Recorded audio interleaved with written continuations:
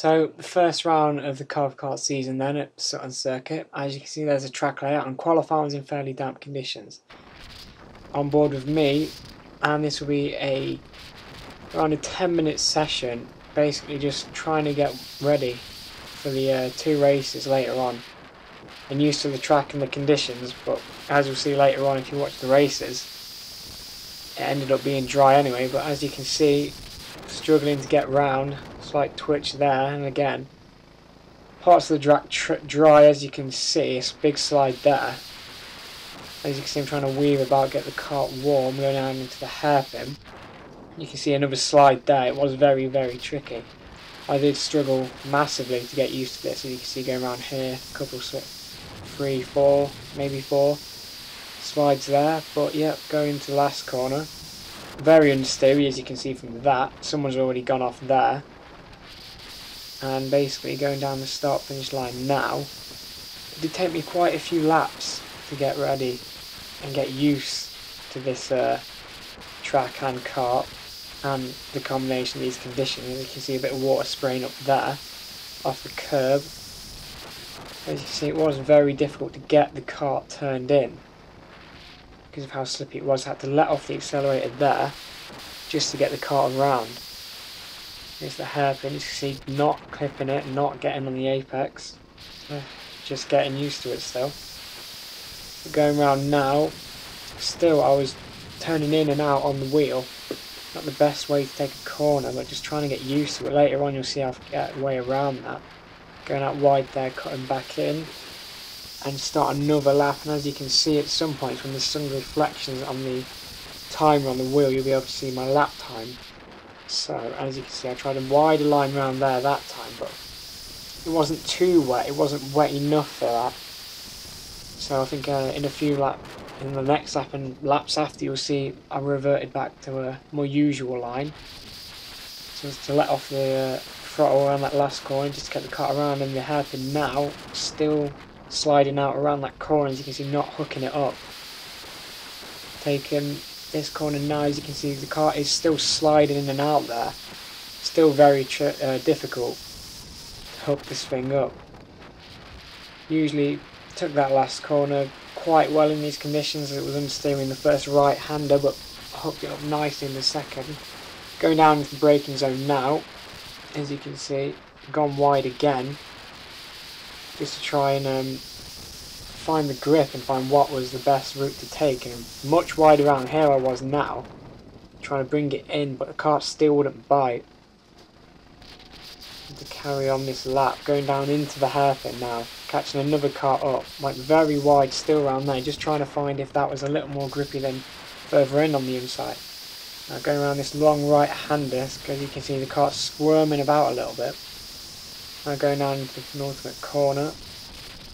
Still understeery there. I almost went off onto that grass, onto the grass there, but luckily the slight bit of runoff was there to save me. Now starting a new lap, very close to this cart ahead, taking another wide line,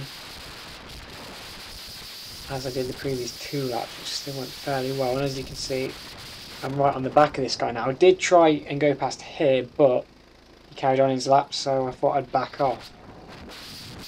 A little check behind just to see what is around, see if I can back off and how far I can back off.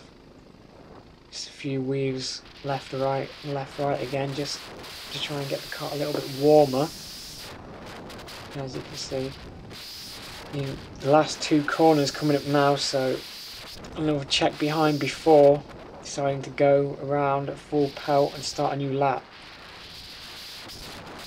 Had a nice exit there to start the lap, across the line, and down into turn 1. I still took a wide line around there. It felt good, but later on I think I do change that.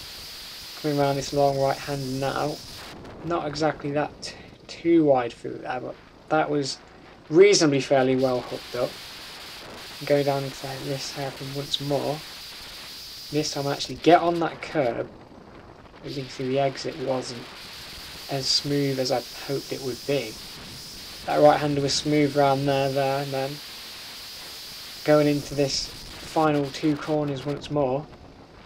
fairly good last couple of corners. The car hooked up nicely on that second right-hander.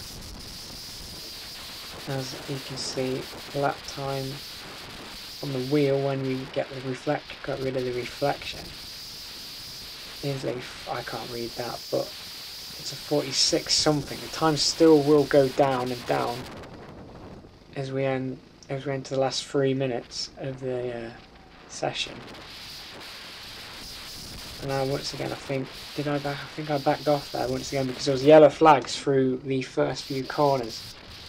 So I thought I'd give myself more space so I don't catch the guy up ahead again. A little check right just to see who's behind me. And come in again to start another lap.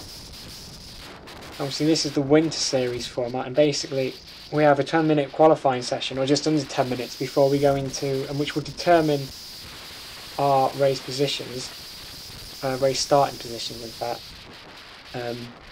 Another wide line through there, but race 1, the races are 8 lap sprints, and basically race 1 is where you qualified, so you get pole, you start from pole, but if you get third, you start from second, because there's 2 junior groups. The first, third, fifth, seventh, and so on, they all go into their set of races, and then second, fourth, sixth, and so on do their races. And so you have 2 races, and basically the starting grid is as you qualified for the first race, but the second is reversed, as you will see later on in my 2 race videos. But here again, a nice line through there was much closer to the curb. I was just trialling the car just to see what felt better and what was better and what gave me a better lap. And so that was nicely done through there. The lap's now 45.8, I think that was. I went over the curb quite a bit there. Nevertheless, it was a lot better than I had previously been taking it. And as I said before, I was struggling with this car on this track. I really thought I lost quite a bit of my touch, but late on the end of the session, I hooked it up more. And I still didn't think I'd be able to be right up there. I did think I was doing quite bad, but as it turned out, my fastest lap was 9 tenths quicker than anyone in this groups. And then when the second juniors went out after us, they had warmer karts, warmer tyres, drier track. And I still managed to stay half a tenth or so, I think it was, ahead. As you can see, they clipped the red, I think whatever it is, the obstacle that was on the track that was you're not supposed to hit, and they took that hairpin too far on the inside. And coming around the last corner now, coming down across the line, this was my last lap. As you can see, 45.10 comes up, 45.1, sorry. And yep, that was qualifying. Hope you enjoyed it.